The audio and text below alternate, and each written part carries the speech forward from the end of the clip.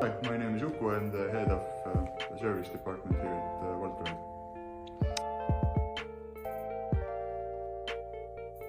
So it depends a bit on the manufacturer and how you use it, but in general it's recommended to bring it in at least once a year, or after every 1,000 up to 2,000 kilometers, depending on the components used on the bike and the manufacturer's recommendation.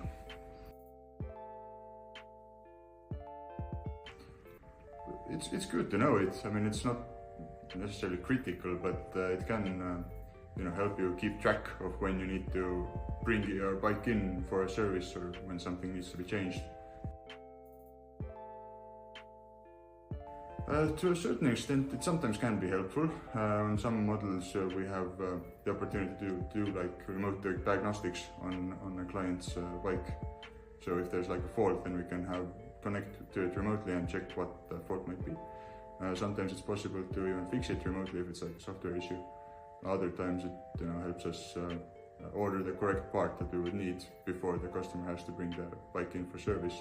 But then in other cases it's also not possible to determine everything remotely, so then they will need to bring it in anyway.